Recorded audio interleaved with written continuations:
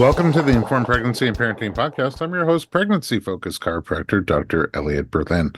My guest today is a past guest who told us about her first pregnancy and childbirth experience, which involved a very active and creatively positioned baby. Now she's back to share her second experience. Joanna Bavero, welcome back to the podcast. Thank you so much for having me again. It's a pleasure. I don't know anything about this birth, so I'm going to be listening and learning and asking questions that I think the audience wants to know. Why don't we jump right in? Your first birth, just as a little recap, the baby just was not in a good position. No, she was in an awful position. Definitely an awful position for me. I don't know if it was as bad for her, but Yeah, but not easy to get out. no, definitely not easy to get out. A lot of pushing and just a really long labor with intense back labor. If I remember correctly, that when you wanted to be on the more natural side of birth, you had the Yes, long birth with poor positioning and a lot of back labor, and you got an epidural. I did. And like you said, worked it out. You were able to push this baby out after a long, long time. Then some time went by. You're also an artist Yes, I am. and still making the art. I am. I feel like, knock on wood, like really starting to hit our stride as a family of four with this baby, just kind of getting back into myself, doing the things that make me feel the most like me. And art is a huge part of that, physically, psychologically, I like really. remember you talked about how it helps you process trauma, Yes. past trauma. So I'm glad you have that in your life and you're hitting a stride with it. It should be only with joy and success. All right. So now you have this other baby Yeah. and things have changed in general. You moved location. Yes. So a lot has changed. We moved across the country from New Jersey to Texas. Totally different accent. Yes, yes. I think I sound pretty much the same, but Yes, everyone you do. else everyone else sounds a little different. What prompted the move? So it was a couple of things. It was mid-COVID, or kind of towards the tail end of COVID, but everything was still kind of shut down on the East Coast, whereas Texas opened up a lot sooner. And then my aunt, who is my mom's sister, her and her family have been here for about 30 years in the same town that we're currently in. So we had family here anyway. And then both my sisters moved to Texas. Oh, wow. Yeah, to Migration. similar. Yeah. So we kind of all did this mass exodus, like moved kind of together within a short period of time of each other. I'm very close with my sisters. So You all I, live near each other? we do within like a half an hour, 40 minutes of each other now. One of your sisters was at your first birth. Yes, my eldest sister was at my first birth, and I was hoping, well, we kind of put it out to the universe. If she was meant to be at the second, she would, and if not, whoever was supposed to be there would be there. Oh, time will tell. We'll find out. Yes. The suspense is growing already, Joanna. Okay, so you all moved to Texas. Do you like it there? Yeah, we love it. The only thing I have to say negative about it is the allergies are crazy here. Oh, for Yeah. you, for your kids? For my kids, for my husband and I, but my kids have it really bad. So we've had a little learning curve with that. But besides that, it's beautiful, it's sunny, it's convenient. Everything is like so close by, and it's so family friendly, which is what I love about it. Like everyone has a lot of kids here and everyone just takes their kids everywhere. Like restaurants are geared towards children and families. The parks are ridiculous here, like whimsical parks and splash parks and just everything. There's just a lot geared towards everyone having a good time. That's so nice. Yeah. Before we get into your second pregnancy and birth, what was the aftermath of your first birth for you? Whew. It was a rough one. I really struggled with both postpartum anxiety and depression, but more anxiety. And now that I've had the experience again, I think a lot of it was really coming off of so much trauma that I didn't even know I experienced in my first birth, but it really lived like physically in my body. It being such an intense experience, I think just set us up for being really on edge for the first few months. Can you talk more about the trauma? I guess some that you did know about and some that you, Sure. Yeah. I mean, it was just such an intense birth. It was hard to get her out.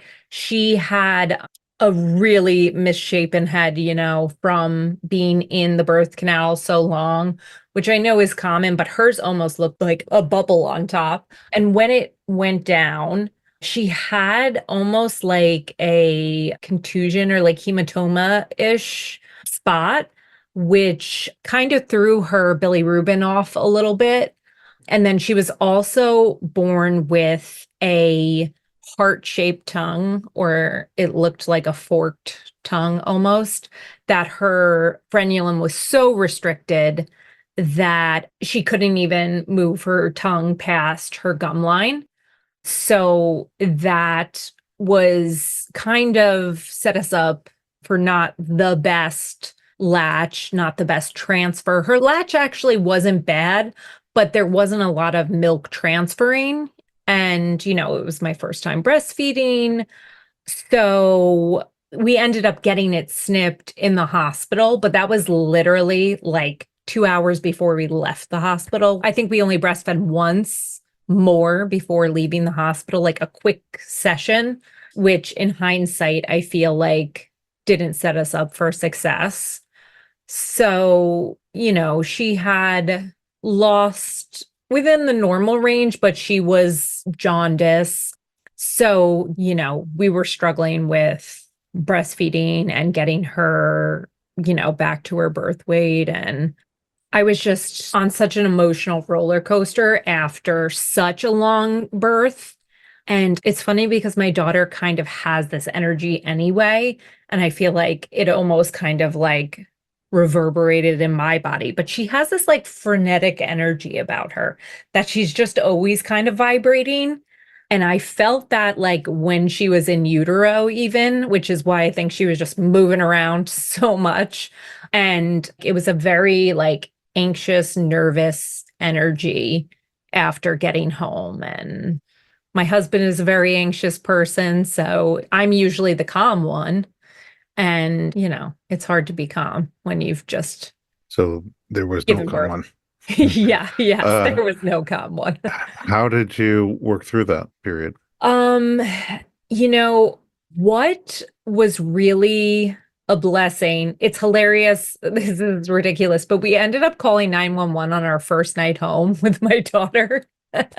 She was fine. She was okay, but she was really bubbly after being in the birth canal so long. So she just had a lot of amniotic fluid coming up. And it was like my husband literally thought he was going to like stand and just watch her sleep that whole night. And we were like getting up for a feed, and she was just bringing up some amniotic fluid and having trouble getting it up. So, I kind of was like patting her on the back, but I was frantic because she looked scared, and it was a scary, we were fresh out of the hospital. So we called 911. She was fine by the time they got there. My husband literally just like grabbed her and like sucked the fluid right out of her mouth. So that was like dramatic.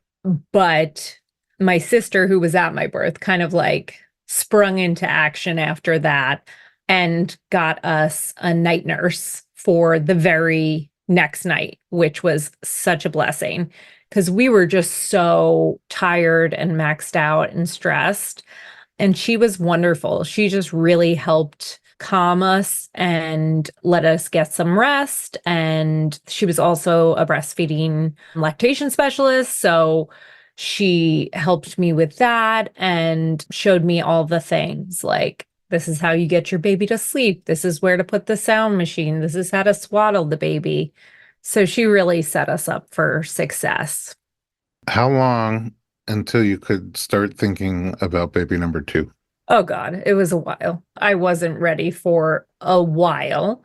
So we started like right after we moved. So my daughter was 2 going on 3 by that point. But this time took us a little longer.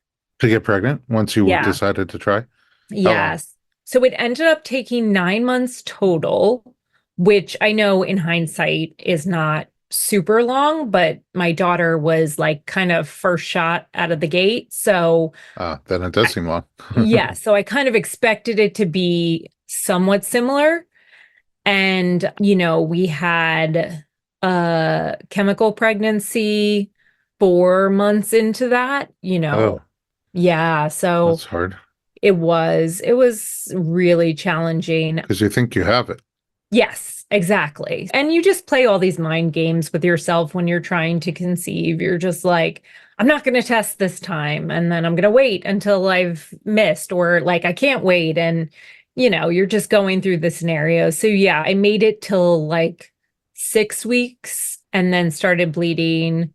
So that was really hard, really devastating. And then I was kind of thinking, oh, well, I got pregnant, so I should get pregnant pretty soon after that, because a lot of people like right away get pregnant again. But it took us another couple months. And during that time, we started seeing a fertility specialist just to kind of check everything and see if everything was in good health, which it was. But it was like a reckoning. I was like, how did we go from like getting pregnant super easily to all of a sudden, now thinking about IUI and IVF and like all of these considerations? It was the first of many examples of me learning this time around what it is to really surrender to your Yeah. baby and the process. And Because in the big picture, it's a considered normal amount of time that it would totally. take to conceive. And you sort of did conceive in there, and it was a chemical pregnancy. Yeah. So you needed a conception that was going to be compatible with life, that was going to grow all the way through. Chemical pregnancy is really a very early miscarriage, and it's called that because you can see the pregnancy test is positive, so the chemical test, but when you look on an ultrasound, you don't really see much. And so it's just super early. But still, if you've been trying and you're ready and you think you have it, it can also be pretty frustrating, even Yeah. devastating. So it took you longer. And then what was it like when you found out the second time? Were you nervous that maybe it's another chemical?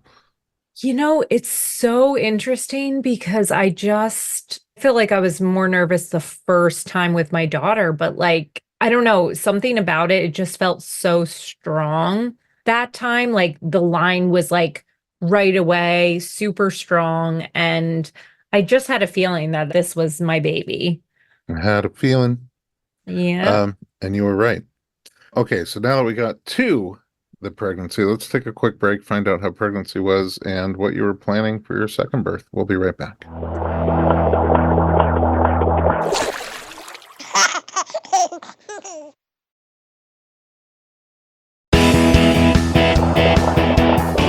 Welcome back. We're talking to Joanna Bavero, who is sharing the second experience with conception, pregnancy, and childbirth. Now, your first pregnancy, if I remember correctly, was good. The pregnancy was good. You were strong, healthy, fit, active. How was the second pregnancy? Similar, very similar. It's funny because even though it ended up being 2 different genders, none of it applied. I felt very similar through both pregnancies. Yeah, I felt great. I'm super fortunate that, I get a little bit of like food aversions, but I don't get super nauseous. I don't throw up.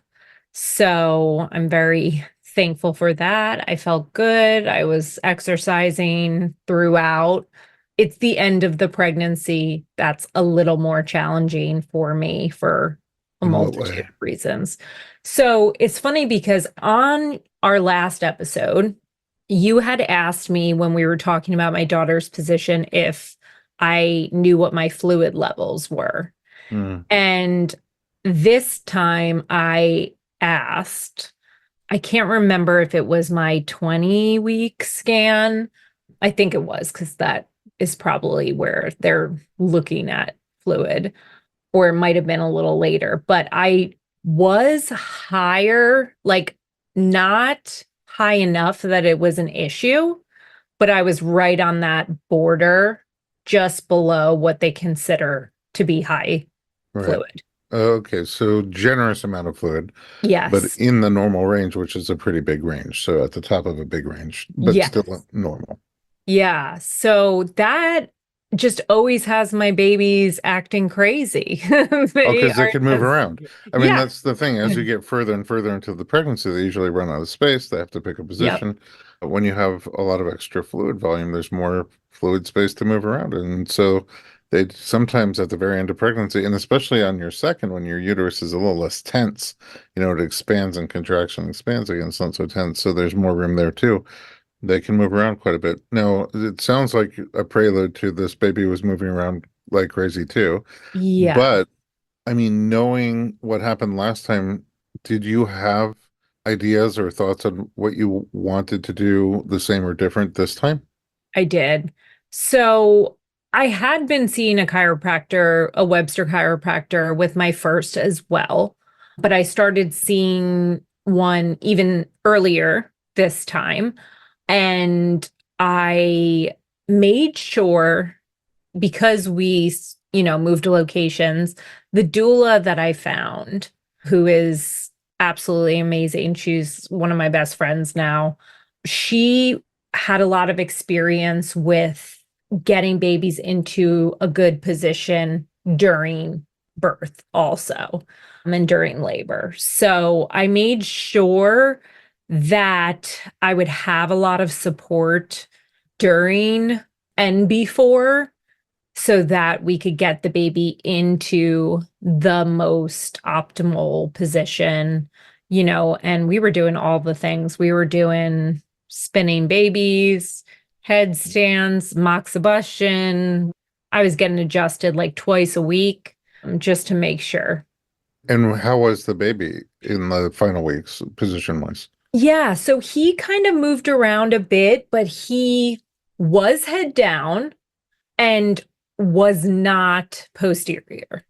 So that was, Okay, good yes, things. yes, that was the big difference. But like, it was so hard because I was like kind of constantly feeling my stomach. Obsessively? Yes, Uh, obsessively. Like, is that a hand? Is that a uh, foot? And my doctor, she couldn't really tell. Like sometimes the positioning, she was like, oh, I like think that's his butt and that's his head. But he was kind of like three quarters a lot and then was head down. But neither of my babies really like settled down into my uterus the right. way that Or some do. locked into your pelvis. Yes, locked into the pelvis. Like none of them settled deep down into my pelvis. They stayed pretty high both times. I didn't drop until like actually getting ready to birth. Okay, so what was the vision for birth number two? Are you at a hospital? Are you with a doctor or midwife? Who else is on the birth team? Are you thinking more natural or more medical? Yeah. So my vision was a really calm and peaceful hospital birth because I was too nervous. And there are so many wonderful birthing centers here, and home birth is like a really big thing here. But I was too nervous after my first time that, like, God forbid I needed that pain relief. I wanted to and was really set on not getting an epidural this time. But I wanted to make sure that if I absolutely needed it, I would have it as an option. So I decided to go with the hospital. I had an OB, but is it a DO? Osteopath? Yes, she's an osteopath. So she So was, look, open-minded. yeah, totally open-minded. I felt like she was very good about just kind of letting me do my thing. She didn't make it to the birth. Spoiler alert. Oh no, spoiler alert. Wah. Yeah. So she was great. And then Your like I doula that said, you talked about. yeah, my doula was so amazing. So I was planning on it being just us and like my doctor, the doula, my husband, and possibly my sister if she could make it. From the first birth. Okay. But it sounds like still wanting more non-interventive, Yes. but open and also more than open. Like if you feel like you needed it, wanted to have it ready. Yeah. But in the back of my head, I really wanted to go without, but I just kind of had those doubts of like, will I be able to do it? Okay. How did your labor start? So it started very different than the first time. I started having a lot of movement and contractions like Braxton Hicks in the week leading up to labor. So in my 39th week, because I was like worried about positioning, I was doing a lot of curb walking and I was doing a lot of like side laying on the peanut ball and balancing on the birth ball. So I could definitely tell there was a lot of opening that was happening. And I lost my mucus plug like 2 days before I went into labor, which I wasn't Hmm. That expecting. happens sometimes. Yeah, it just was so like I kind of expected, like, okay, we're like Oh, we're getting going. rolling. Yeah, we're ready. So I was kind of just waiting for things to kick off. And then one night, it was very interesting because my daughter, she never comes into our bed. She's really good about sleeping in her own room. And that night, she knocked on our door at like maybe like 10 and was like, "Can I come sleep with you?" And I was like getting ready to go into labor. So I was like, no, like I need rest and I need to be comfortable. So she was like, literally like, can I just sleep outside your door? Which was so bizarre. It was like she knew it was coming. Wow. Yeah, it was I very feel like you're strange. both intuitive. Yeah, it was a wild experience, and she definitely is very intuitive. So I was like, okay, let's get you back to bed. I got her back to bed, and that was fine. And then I was laying in bed, and I had one contraction, and I felt a little pop, and my water, not a huge gush, but like a little bit of water came out. Oh, that was your first contraction? It was the first like non-Braxton Hicks It kind of was the first. like, Okay. yeah. But they It, say the real one. yeah, I didn't know if it was or not because I had been kind of having them on and off, but that one I was like, ooh, and then I felt it a little gush out. So I was like, ooh, I think that could be my water. This is nighttime? Yeah, so this was probably 1 a.m. maybe. So I called my doula or I texted her and I was like, I think my water just broke, possibly. And she kind of coached me through it, was like, okay, this is kind of what it'll look like. Why don't you rest a little and see like if anything picks up? So I decided to go back to bed, but things started to kind of intensify a little bit. And because it was my second, I was really nervous on like, was this going to go at Quick. warp speed? Yeah. So she ended up coming over for a little bit just to observe me and kind of monitor what was happening. And at some point, kind of how it happens, like maybe 3 or 4, we were like, okay, it's slowing down. And I was like, I think I could probably sleep for a little bit. She went home because she has 2 young children also. And then I slept for a few hours, or at least tried to, and then decided, we'd reevaluate in the later early morning. So you're having surges, but you feel like they slow down in intensity or frequency or just stop Both. picking up? Yeah, Both. they kind of like lulled.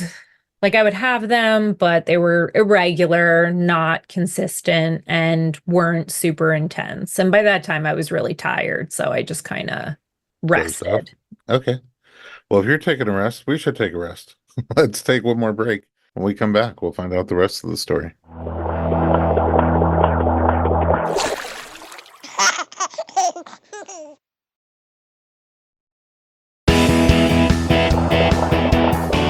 So we're back with Joanna Bavero, and it's the second birth, and the first one was a little traumatizing, and the baby was in all sorts of funny positions. Here you are going in with your baby head down and well rotated, and labor comes but doesn't really pick up, so you take a little rest sometime in the middle of the night. What happens next?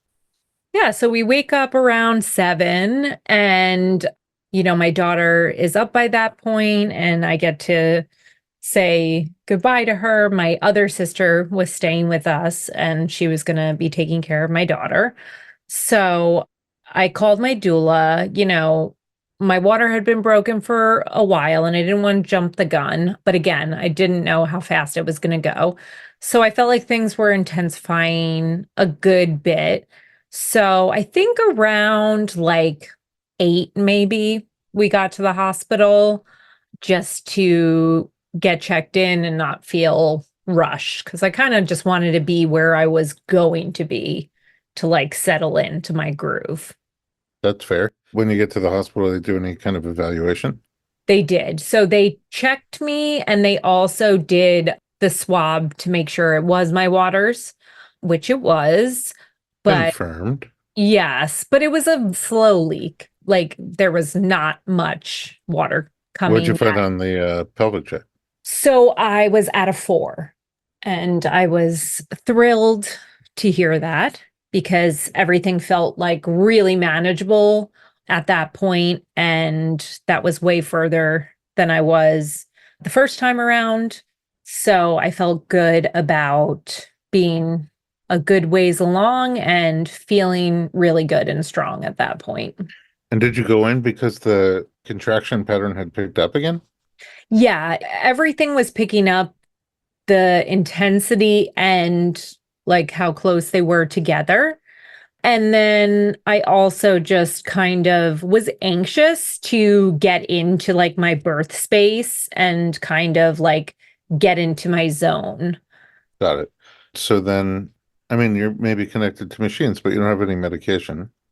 Yeah. So the only thing I did ask in the intake, I was like, hey, I heard you guys have nitrous. Ah, Um, nitrous oxide. yeah. The good stuff. And the nurse confirmed. And it was funny because she was kind of like, it's not actual pain relief. So a lot of people don't find it super helpful. Have you taken it before? And I was like, yes, I have. For And dentistry or no, just something else just for fun? Okay, recreationally. okay. Yeah.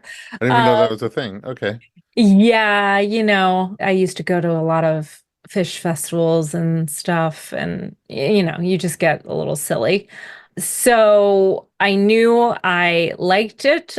What I had also heard was if you are not getting or don't plan to get an epidural, it just takes the edge off a little bit instead of the nurse basically put it like people who know they want an epidural, it's not going to help. If you're looking for that like complete Right. relief. If you want to be disconnected, if you want to not be feeling anything. What I saw with my clients with nitrous in my doula days was that it would help almost more with the anxiety about the pain than the pain itself. So they would Yeah, feel it coming, take a puff, instead of totally. getting anxious with like, that adrenaline, they would relax and feel some oxytocin, and then they could feel the intensity of the surge, but it didn't bother them. Yes, exactly. Like it just lets you like settle into your body and I just got into a zone, like really being able to enjoy and as much as you can enjoy that, but it is enjoyable in a sense. Like I could just like sink into myself and it just got me through the hard part until it got really hard that it wasn't helping anymore. And how far were you when that happened? Did they recheck you? Yeah. So after we got checked in, my doula came. I didn't get nitrous right away. I checked in and got set up. My doula showed up a little while later and we just kind of vibed out, got settled, some essential oils, some little candles. And the nurse that I had was so wonderful because she was able to sit down with me and she was a godsend, really. She was like, "What are you picturing? What do you have in mind for this birth? I'm going to be really hands off as much as possible if that's what you want from me. But what can I get you?" So she got us a stool, she got us a mirror, she got us the peanut ball, and just all of the things to kind of aid us in what we were doing and support us, but then really stayed kind of in the background. Oh, that's kind of sounds birth centery. Yeah, it was amazing. She was very, very cool. I mean, I also truly believe that like the people that are supposed to be there are the people who are sent to you in that time. And it really managed to stay such a sacred birth space. Like there weren't people coming in and out. It was just the nurse Jennifer, my doula, and my husband. And we were just vibing out. I was feeling really good. I was not having any back labor, which was amazing. So the positioning was definitely much better. So I think at about a 6, I was like, okay, why don't you see about that nitrous, Jennifer? And she was like, yeah, I'm on it. So she went and got it. And I got really silly with it for a little bit. I sent your assistant a picture of me. You'll have to put it on the. I will put it on the socials. We'll put it up Yeah, at the it's bottom. amazing. It's me like laughing hysterically when the nitrous hit the first time. So I was just feeling really good at that point, and I was just, yeah, finding my flow. So he ended up being slightly, I think when she checked me that time, he at a 6, he was slightly asynclitic to the right, which my daughter was also in my right hip. So my doula was like, okay, I was kind of like on the ball vibing, and she was like, we're going to have to do some work here to get him a little more centered. So yeah, asynclitic, meaning the head is not lined up exactly with the runway, but sort of tilted a little bit, and sometimes that can be challenging when you push instead of the baby coming through, the head just tilts even more. Okay, but you have this doula who kind of has a subspecialty in helping with positioning. So what kind of things do you do? Yeah, so she made me get into a tree pose. If anyone is familiar with Well, you yoga stand, positioning. yeah, Yeah. like a tree, basically. Yeah. So I'm standing on my left leg and I have my right foot on my left, like the side of my knee. Yeah. So it was funny because I kind of was like, Maya, I'm not doing that. Are you kidding me right now? Are you kidding me? And she was like, come on, you got to do it. You can take the waitress with you. Just come on. I was like, fine, fine, fine. I'll do it. I feel like in birth, you just kind of have to like pretend you're not going to do things, but you have no other choice. So you're just like, okay, I guess I'm going to have to do this hard thing. So we worked a little bit on opening that right side to get him a little more aligned, which seemed to help and work because he did definitely start descending a lot more. during that time. And it was so cool because, like, last time I wasn't like so present because it was just so intense, the back labor, that I couldn't really feel as much what was happening in my body and what was happening with my baby. But this time I could just feel him moving downward. And I actually just started crying at how beautiful it felt just to like be present to him and I working in tandem to get him earthside. It was really cool. Wow, that's so beautiful. I remember the first time because we have something in common, right? That we lost a parent at age Mhm. 19. Yes. I lost my father, and you lost your mother. And then at your birth, there was a pretty powerful moment Yes. with your sister. Also, just visualizing, like your sister was saying, Mom has your baby. Yes. And then you pictured your mom almost like handing the baby to you. Yes. Did mom appear at this one? No, in the sense that it wasn't an actual visual of that. But this birth, I really just felt very connected to women and my ancestors and just really present to the beauty of what happens in a physiological birth. And that so many women before me had done that. My mom had done that. So I actually had just a few months earlier lost my grandma, my mom's mom. Oh, wow. So we had gotten very close. And right before she died, I was able to tell her that I was pregnant, which was really special. So yeah, I just felt really connected to all the women that came before me and present to how powerful it is that we as women, if we choose, get to do this. I've said this before in the podcast, but as a kid, when I found out how babies come into the world, I'm like, oh, thank goodness I'm a dude. But then after attending birth a lot, you sort of like, wow, that's like the most crazy magical thing. All right, so take us through the ending here. Yeah. So, one side note, my doula and I now share a birthing date. So, her Oh, daughter no was kidding. turning, yeah, one on the day that my son Archie was. Wow. Yeah. So, that was so special because I was just like so present to like, oh, I'm like so connected to this, like, how powerful and divine all of this is.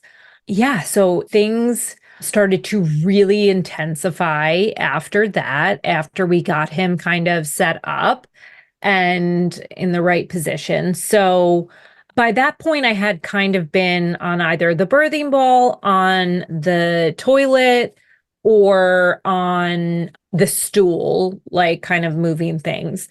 And as things started to intensify, I kind of felt the need to get up and on the bed almost. So for a little bit, I was on my back, but I didn't love that. So, I mean, I don't know how much time went by, but at some point, I felt like I was getting pretty close and things were really intensifying. So the doctor kind of popped her head in and was like, okay, where's she? Oh, it wasn't my doctor though. She was at another hospital. So it was a doctor. And so the nurse, well, I was on hands and knees at that point, and I was like, you want me to get on my back? Like, are you crazy? And she was so sweet. She actually had gone to the nurse's station and was like, is anybody really good at cervical checks, Uh, dilation checks On on hands and hands and knees. knees? And everyone was like, no, who is good at that? Are you crazy? Like, so she actually tried to do a check that way, but she was like, I just can't tell. So I was like, okay, I will get on my back, but like, we got to make this quick. So she checked me and I was at a 9. This is exciting. Yeah, so super exciting. But for some reason, the doctor, knowing it was my second birth, was like, okay, let me know when she's complete.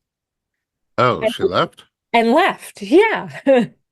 Oh, Oh, I was like, that's silly because I'm going to be complete in like a second, very right? soon. Yeah. I mean, up until this part, I had not had any other pain relief besides the little bit of nitrous.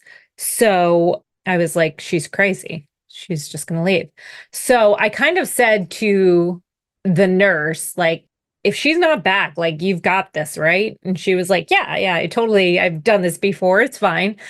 And the task that I had given my husband this time, because he's a very anxious person, I gave him the task of recording everything.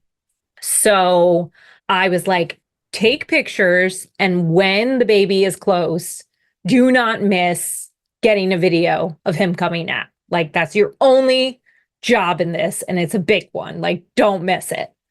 So I was on my hands and knees, and he was kind of taking some video of me like laboring. And in like the one video, I kind of reviewed them today just so I'd be like fresh.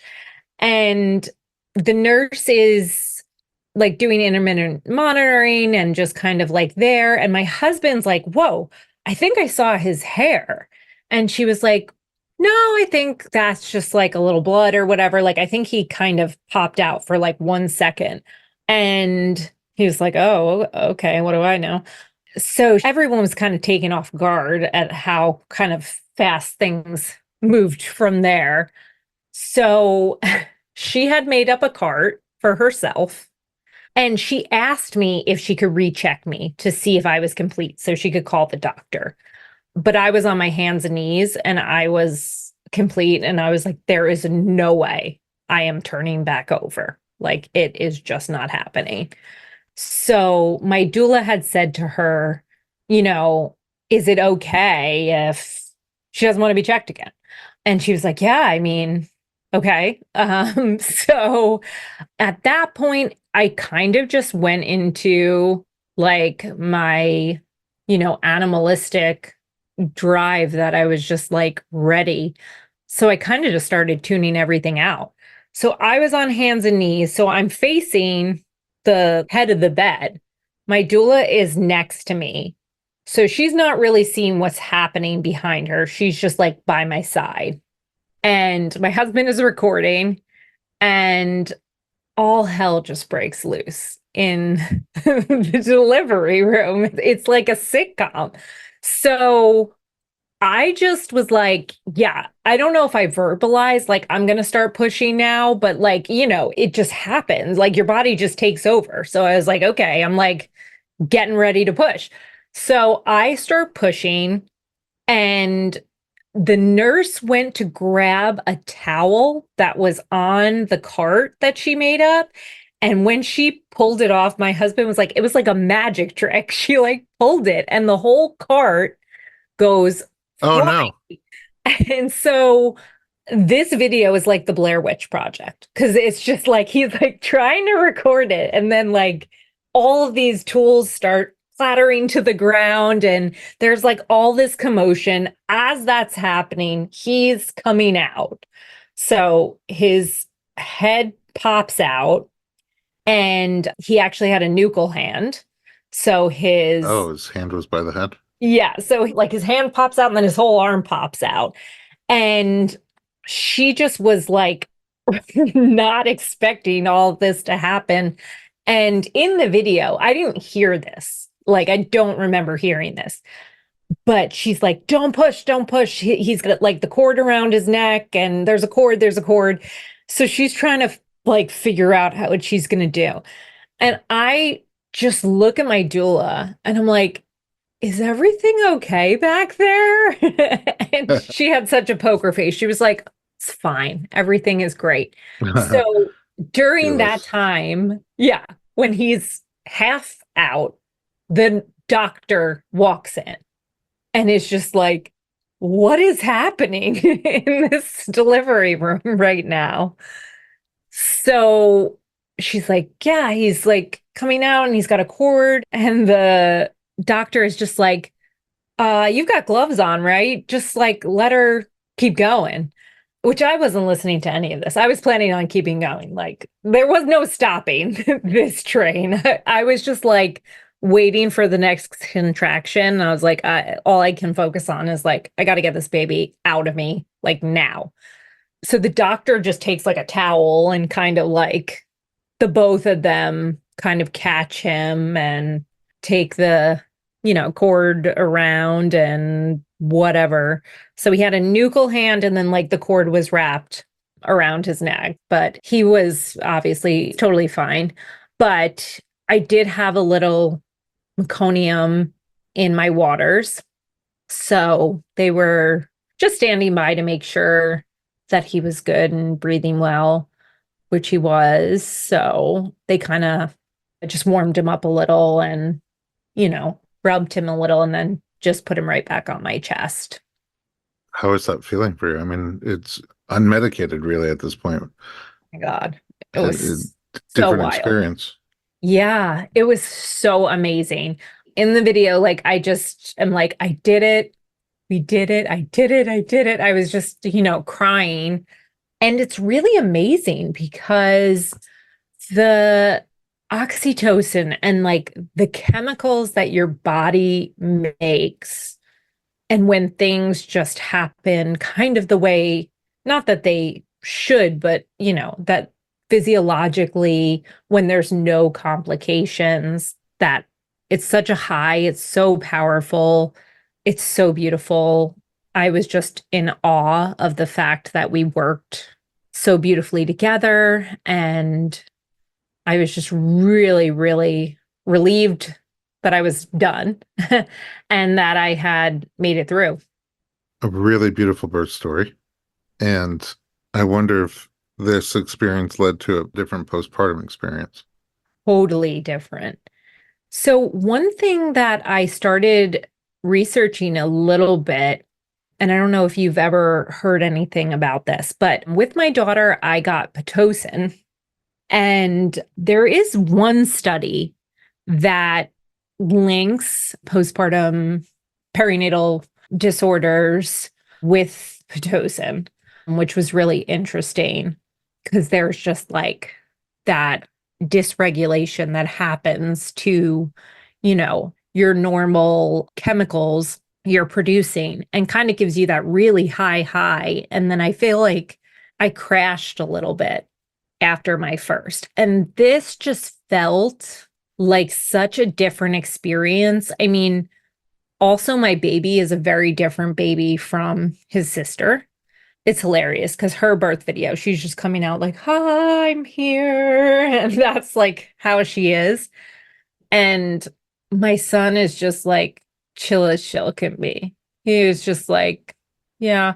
So it definitely was a very different experience. It felt like chemically, like my hormones were just much more regulated the second time after having like no interventions happen during that birth and having it be like a much more calm experience. Delivering on hands and knees, I didn't tear at Oh, all. that's amazing. Yeah, so I didn't even need a stitch, which was amazing. So I felt really good physically. And then he latched literally the golden hour. He was latched the entire time for Oh, a full hour. like a platinum hour. Yeah, it was crazy. Like he just got it right away. So I think that the fact that like breastfeeding was really easy the second time around, both physically for him and also, I knew more what I was doing. And then the fact that the birth was so much more calm, it really set me up. And then, of course, the experience of having been not a, I wasn't a first time mother this time. I also set myself up with postpartum support. Right, right. Yes. So I had a night nurse for several weeks after.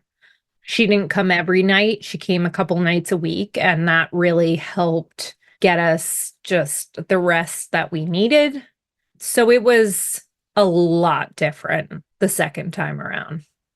Well, I'm so happy for you that you were able to have a birth more in line with what you had dreamed and visioned, and that you were able to find support and that you caught it on video, Yeah. just like you wanted to. Yeah. It's a silly video, which is just so in line with who my son is. He's such a ham and he's just like the happiest baby, always smiling and laughing. And we just had a really fun birth, like as fun as birth can really be. Yeah, We were just cracking jokes and I love comedy births. Births with, yeah. I love lots of different kinds of birth, but sometimes you just feel that like lightness and comfortableness with everything that's going on, and you laugh and smile and your body knows you're not in danger and you can relax better. Yeah. Again, thanks for coming on. Thanks for sharing these two different birth experiences, both very real and from the heart. Joanna, where can we find you in your artwork?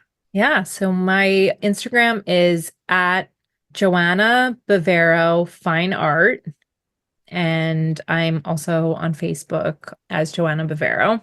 And then my website is joannabavero.com. It was going to be my guess. Yeah. I'm going to go check them out. Thank you again for joining me here and at home. Thanks for listening to the Informed Pregnancy Podcast. For more pregnancy and parenting information just like this, visit us online at informedpregnancy.com.